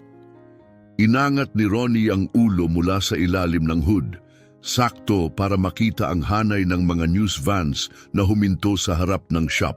Bumaba ang mga reporter na may dalang kamera, mikropono at apurang mga hakbang. Nanlamig ang kanyang sikmura. Anong kailangan nila? Tanong niya, ngunit alam na ang sagot. Tumakbo si Roberto, hawak ang kanyang telepono. Nakalabas na, lahat na. Alam na nila kung sino ka. Ipinakita niya ang screen kay Ronnie. Breaking, Ronnie Golden Hands Soriano, Brazilian rally legend, natagpo ang nagtatrabaho bilang mekaniko sa Sao Paulo. Kasama ang lumang larawan niya, hawak ang tropeo, katabi ng screenshot mula sa video ni Roberto na inaayos ang Ferrari. Bumilis ang tibok ng puso ni Ronnie. Paano nangyari ito? Tanong niya, nanginginig ang boses. Matapos ang testimonya ni Ronald, may nakadugtong. Pagkatapos nahanap ang mga video. Ang pangalan mo, ang kwento mo, viral na ito. Nagsisigawan na ang mga reporter habang papalapit. Ginong Ronnie Soriano, totoo bang kayo ang rally champion na naglaho matapos ang 2009? Totoo bang naging palaboy kayo ng higit 1 dekada? Ano ang nangyari matapos ang trahedya sa pamilya nyo? Para bang bala ang bawat tanong. Umatras si Ronnie na pasandal sa pader ng shop. Agad lumapit si Teresa sa harap niya. Tama na, sigaw niya. Ito ay lugar ng trabaho, hindi entablado. May karapatan kaming magtanong, sagot ng isang reporter. At may karapatan siyang hindi sumagot, balik ni Teresa. Tumayo si Richard sa tabi niya. Nagtatrabaho siya. Kung gusto niyo ng interview, mag-schedule kayo. Pero ngayon, sobra na kayo. Patuloy pa rin silang nagtulak. Ginoong Soriano, gusto kayong marinig ng publiko. Bayani kayo noon. Noon, mapait na sagot ni Ronnie. Hindi na ngayon. Mabilis na isinara ni Nestor ang gate. Pero huli na, nagtipon na ang isang pulutong sa labas. Mga kliyente, usisero, dating fans. Sa loob, ramdam ang bigat ng tensyon. Sumilip si Richard sa bintana, mawawala ito sa kontrol. Nakatitig si Roberto sa kanyang telepono. Ang Ferrari video, umabot na ng 5 milyong views. Tingnan niyo ang mga komento, ipinakita niya ang screen. Sunod-sunod na mensahe. Si Ronnie Soriano, ang bayani ko noong bata ako. Ang kwentong ito nagbibigay ng pag-asa. Mula lansangan hanggang sa pagliligtas ng buhay, anong tao? Isang kampiyon na hindi tumigil sa pagtulong. Naiiyak ako, basa ni Roberto mula sa komento. Na mawalan ng buong pamilya, at makahanap pa rin ng lakas para magsimulang muli. Iyan ang tunay na kabayanihan. Sa loob ng talyer, nakaupo si Ronnie sa isang upuan, nakatakip ang ulo sa kanyang mga kamay. Ang bigat ng nakaraan, ng kasalukuyan at ng biglang pagsikat muli ay bumagsak sa kanya na parang dambuhalang alon. Tahimik na lumapit si Teresa. "Kumusta ang pakiramdam mo?" tanong niya. "Parang nabangga ako ng truck." Mahina niyang sagot, may mapait na tawa. "Ang tagal na, akala ko kinalimutan na ako ng mundo." "Hindi ka nila nakalimutan," tugon ni Teresa. "At ngayon alam nila na hindi ka sumuko, na nakahanap ka ng bagong paraan para maging bayani." "Bayani?" maring sabi ni Ronnie, puno ng pait ang tinig. "Teresa, isa lang akong dating lasenggo na sinira ang lahat dahil sa sarili kong pagkakamali." "Hindi," marahang sagot ni Teresa. "Isa kang taong ginawang layunin ng sakit, gumagamit ng talento para makatulong sa iba." Sa labas, lumalaki ang pulutong. Isang matandang lalaki ang sumigaw mula sa gate, nanginginig ang boses. "Ronnie, iniligtas mo ako nung 78. Na-aksidente ako sa Campos do Jordao. Huminto ka para hilahin ako mula sa sasakyan." Napatigil si Ronnie, gulat. "May isa pang sumunod. Ang anak ko ang pinakamalaking tagahanga mo. Pumanaw siya nung nakaraang taon, pero pangarap niya talagang makilala ka. At sunod-sunod pa, bumalik ka sa karera, Ronnie. Kailangan ka ng Brazil." Sumilip si Richard sa kalahating saradong gate. Hindi lang reporters ang nandoon. Buong pamilya ang nagtipon, mga tagahanga, humahanga, mga taong minsang sumigaw ng pangalan niya at ngayon ay naroon lang para magsabi ng salamat. "Ronnie," mahina ang sabi ni Richard, "dapat mong makita ito." May pag-aalinlangan, lumapit si Ronnie sa bintana. Ang kanyang nakita ay nagpabigat ng dibdib niya. Dos-dosenang tao ang nakatayo, may dalang mga karatulang mano-mano. "Salamat sa hindi pagsuko. Pinag-i-inspire mo kami. Kampiyon, magpakatatag." Isang babae ang may hawak na lumang litrato ni Ronnie na nagdiriwang ng panalo at sa tabi niya nakatitig ang kanyang anak na lalaki sa salamin na mamangha. "Bakit sila nandito?" tanong ni Ronnie, naguguluhan. "Dahil binigyan mo sila ng pag-asa," sagot ni Teresa. "Hindi ka lang driver na naglaho. Buhay kang patunay na hindi pa huli para magsimula muli." Patuloy na nag-scroll si Roberto sa kanyang telepono. Binabasa ang mga komento. "Alkoholiko ang tatay ko." Pagkarinig tungkol kay Ronnie, humingi siya ng tulong. 3 buwan na siyang hindi umiinom. "Nawala ang trabaho ko at halos sumuko na ako. Pinapaalala ni Golden Hands kung bakit dapat akong lumaban." Napuno ng luha ang mga mata ni Ronnie. "Tinulungan mo ang mga taong hindi mo pa nakikilala," sabi ni Teresa, hawak ang kanyang kamay. At noon, may nagsimulang umawit sa labas ng lumang jingle na ginagamit tuwing nananalo siya noon sa track. Isa, naging 2, hanggang maging koro. Sa ilang sandali, buong pulutong ay sabay-sabay na umaawit. Tinakpan ni Ronnie ang kanyang mukha, nilamon ng emosyon. "Hindi nila ako nakalimutan," bulong niya. "Hindi," sagot ni Richard na may luhaang ngiti. "Naalala nila ang kampiyon, pero ngayon nakilala nila ang tao." Lumapit si Nestor, hingal. "May reporter doon. Hindi siya gaya ng iba."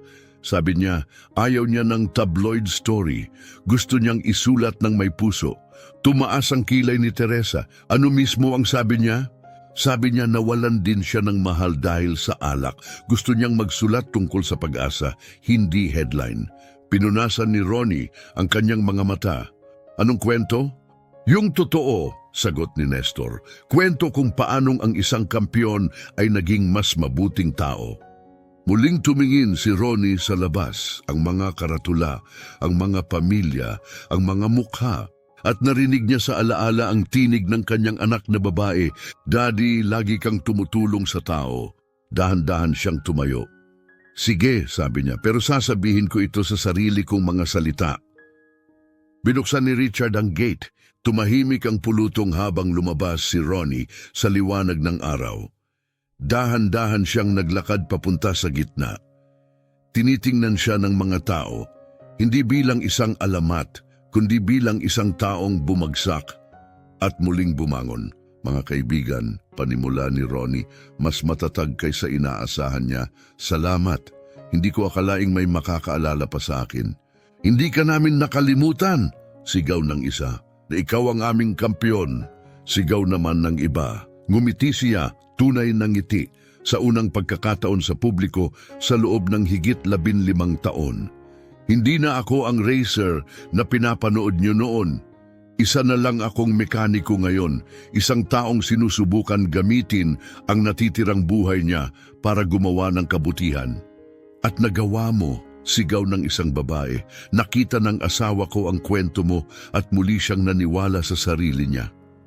Tiningnan ni Ronnie ang mga kamera, ang mga pamilya, ang mga estranghero na parang matagal na niyang kakilala.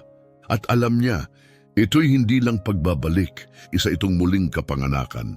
Kung ang kwento ko ay makakatulong kahit sa isang tao para hindi sumuko, sabi niya matatag ang tinig, kung ganon marahil lahat ng pinagdaanan ko ay hindi na sayang. At sa sandaling iyon, si Ronnie Soriano ay hindi lang golden hands ang kampyon ng nakaraan. Siya ay si Ronnie, ang taong ginawang layunin ang kanyang pagkawala. Ang mekanikong hindi lang nag-aayos ng makina, kundi tumutulong sa mga tao upang muling buuin ang kanilang buhay. Umalingaw-ngaw ang palakpakan ng tao, at sa unang pagkakataon sa loob ng 15 taon, muling naramdaman ni Ronnie Soriano na buo siya. Isang taon makalipas, isang tahimik gintong umaga, nakatayo si Ronnie sa harap ng isang gusali na parang mula sa isang panaginip.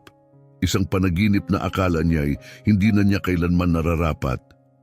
Kumikislap sa ilalim ng araw ang tansong plake sa pintuan.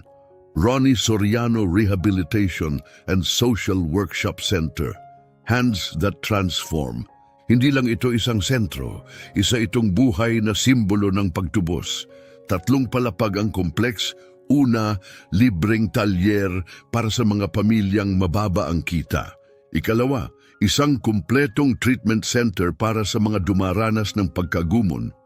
Ikatlo, isang teknikal na paaralan kung saan natututo ng mga kasanayan ang mga kabataang kulang sa oportunidad, binubuo muli ang kanilang kinabukasan.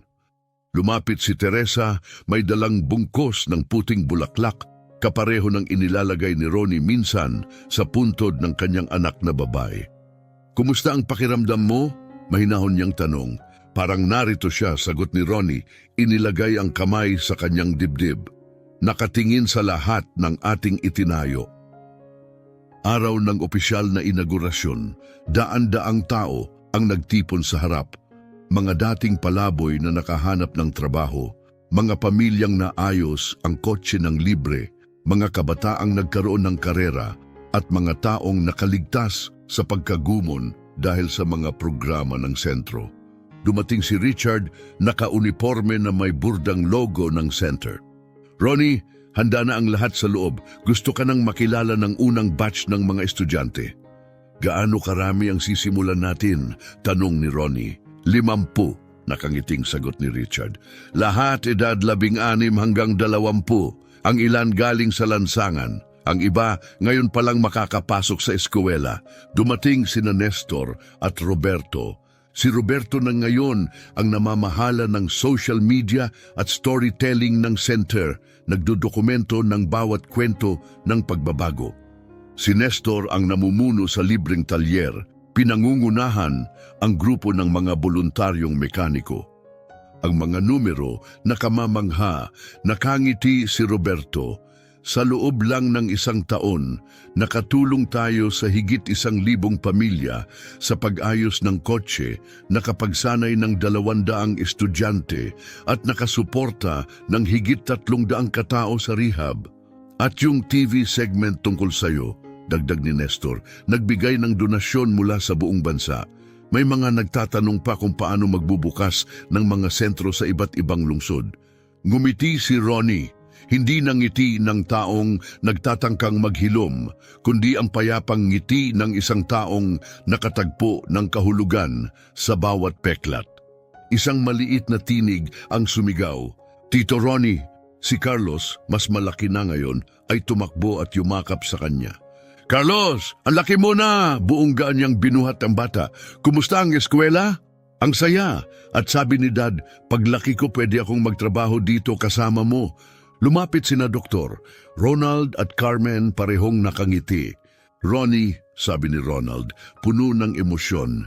Hindi ka namin kailanman matutumbasan. Noong araw na inayos mo ang kotse namin, hindi ka lang nagligtas ng isang biyahe sa ospital. Ibinalik mo ang tiwala namin sa kapwa. Magbo-volunteer kami dito linggo-linggo, dagdag ni Carmen. Wala kayong dapat ipagpasalamat, sagot ni Ronnie. Ibinaba si Carlos. Tinulungan niyo rin ako kasing halaga ng pagtulong ko sa inyo. Isang makinis na sasakyan ang huminto sa harap ng sentro.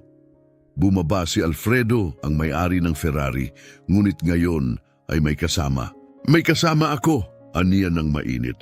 Sa likod niya mga negosyanteng nakangiti, sabik na makibahagi, lumapit ang isang babae. Ako si Ana Paula, mula sa Millennium Construction. Nais naming magbigay ng materyales para sa pagpapalawak ng center. Sumunod ang isa pa. Kumakatawan ako sa network ng dealerships. Magbibigay kami ng discounted parts para sa garage. Hindi makapagsalita si Ronnie, labis ang pagkagalak. Napakalaki nito, Anya. Umiling si Alfredo. Hindi, eksakto lang ito para sa'yo. Noong inayos mo ang Ferrari ko, hindi lang kotse ang sinagip mo. Ibinalik mo ang aking mga prioridad. Nagsimula ang seremonya. Naroon ang alkalde, mga konsehal, mga mamamahayag, mga pinuno ng komunidad. Ngunit higit sa lahat, ang mga taong nabago ang buhay dahil sa ikalawang pagkakataong ibinigay sa isang tao. At nang malapit nang matapos ang event, may dumating na bagong grupo, mga matatandang lalaki, may uban, may tungkod, may pilay mula sa mahabang karera.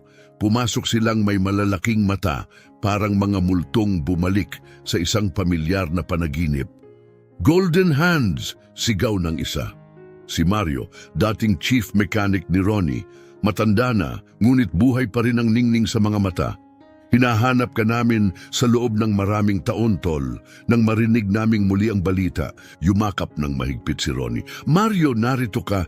Narito ako, natatawang sagot ni Mario. Pero ikaw, tingnan mo ang lahat ng ito na itinayo mo. Nagtipon sa paligid ang mas maraming pamilyar na mukha, dating teammates, karibal na drivers, pit crew at mga mamamahayag na minsang nag-ulat ng kanyang mga tagumpay. Isa ang lumapit punong-puno ng emosyon. Ronnie, sabi niya, dati ikaw ang pinakamabilis na tao sa track, pero ngayon, tumingin siya sa paligid, sa mga batang estudyante, sa mga pasyenteng gumagaling, sa mga mekanikong nagtuturo ng kasanayang minsan ay itinuro rin sa kanila. Ngayon gumagawa ka ng mas higit pa. Umalingaw-ngaw ang palakpakan ng tao. At sa unang pagkakataon sa loob ng 15 taon, hindi lang ipinagmamalaki ni Ronnie Soriano ang sarili niya. Buo siya.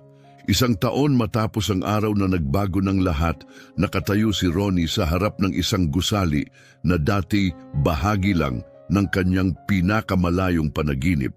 Isang pangarap na akala niya'y hindi niya kailanman mararating. Isang gintong plake ang kumikislap sa ilalim ng araw, tila ilaw ng pangalawang pagkakataon.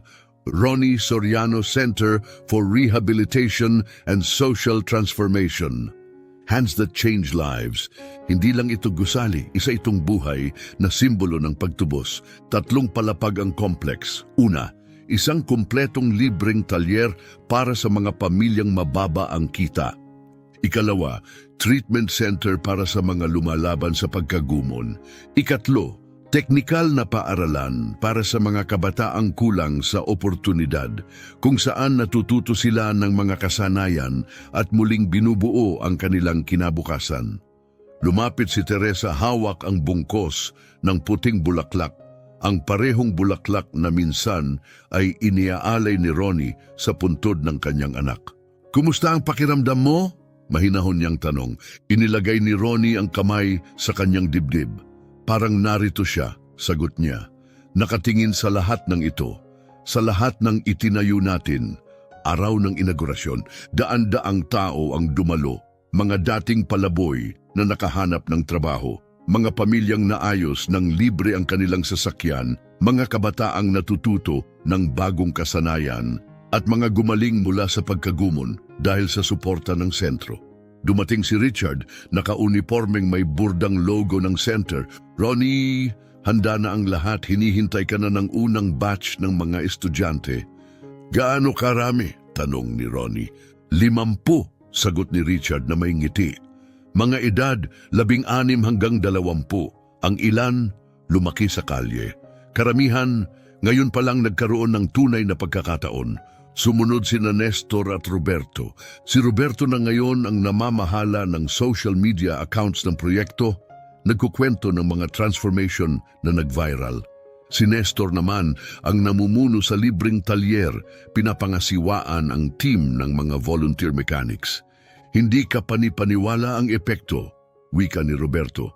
Sa loob lang ng 1 taon, nakatulong na tayo sa mahigit 1,000 pamilya, nakapagsanay ng 200 estudyante at nagbigay suporta sa 300 katao sa rehab. Dagdag pa, sabi ni Nestor, yung TV feature tungkol sa'yo, nagdala ng donasyon mula sa buong bansa. May mga tao na gustong magbukas ng ganito ring center sa ibang lungsod. Ngumiti si Ronnie, hindi nangiti ng lalaking minsang natulog sa ilalim ng tulay, kundi ang tahimik at payapang ngiti ng taong nakatagpo ng kapayapaan. At layunin, isang pamilyar na tinig ang sumigaw, Tito Ronnie, si Carlos, mas malaki na ngayon, tumakbo at yumakap sa kanya.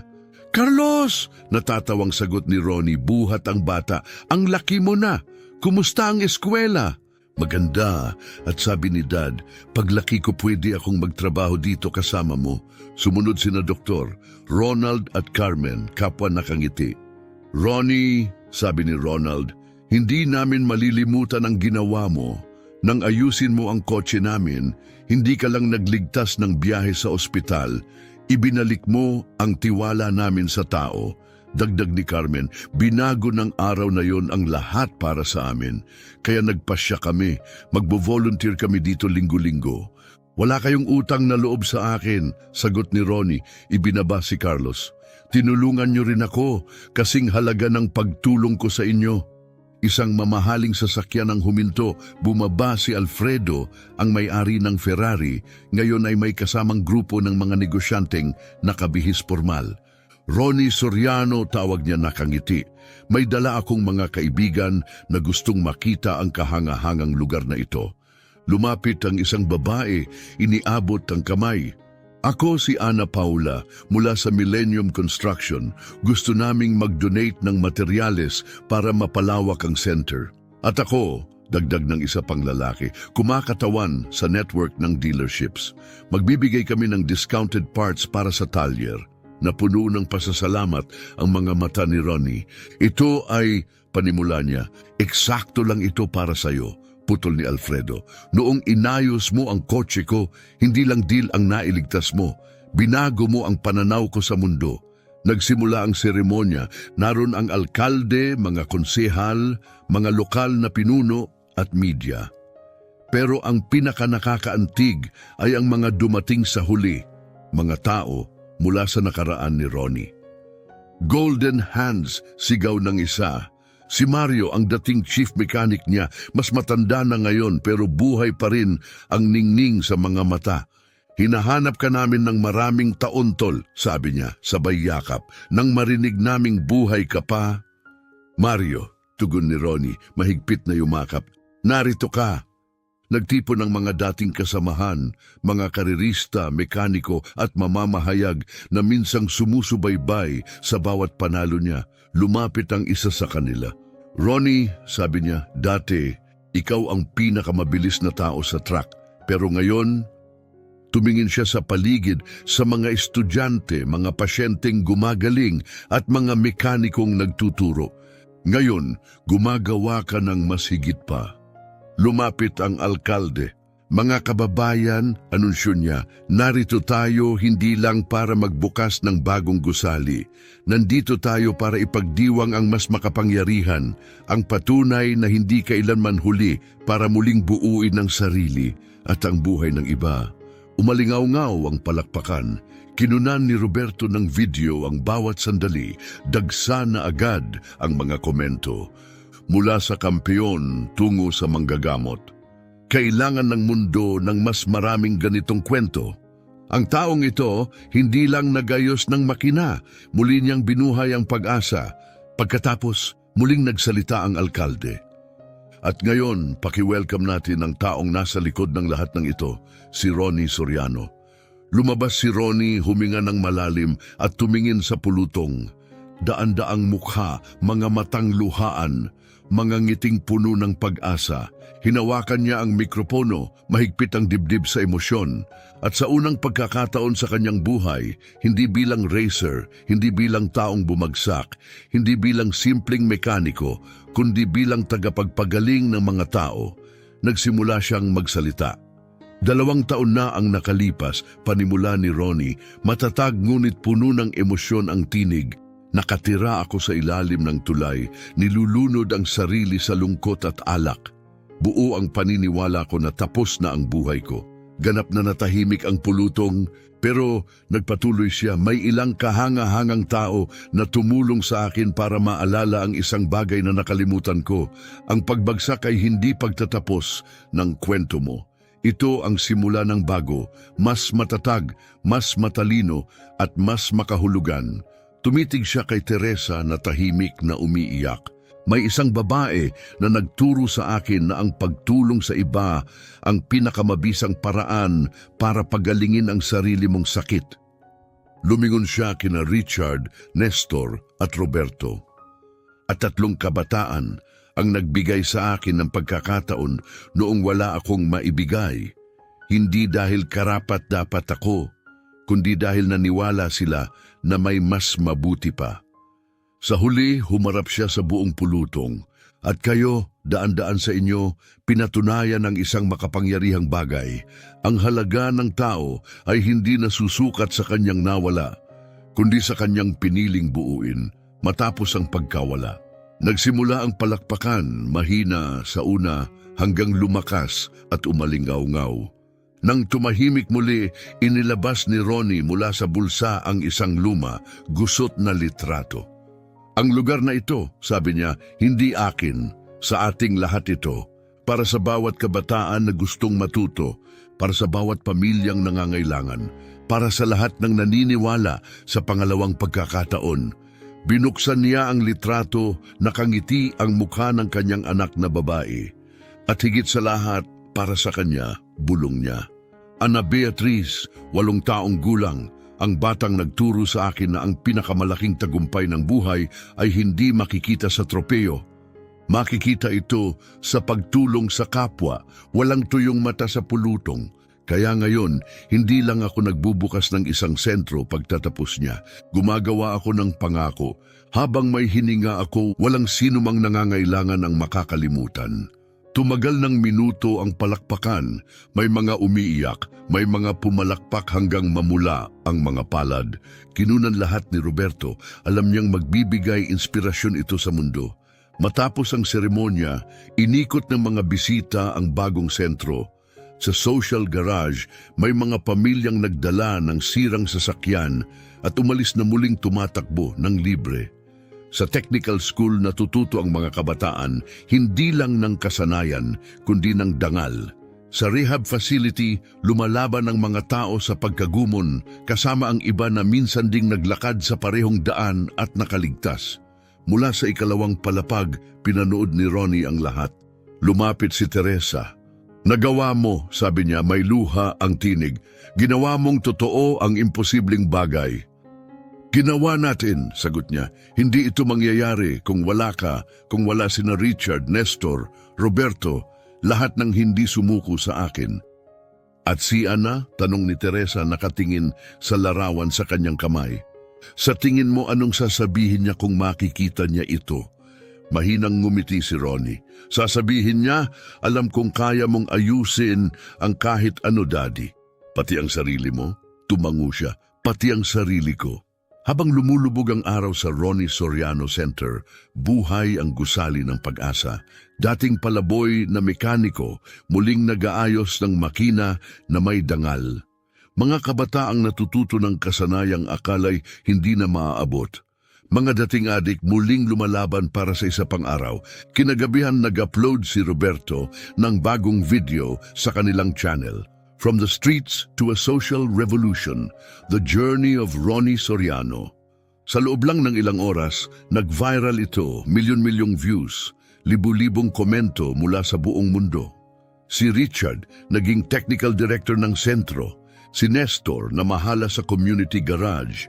Si Roberto, naging tagakwento ng pagbabago, kinukuna ng mga buhay na nababago, isa-isa.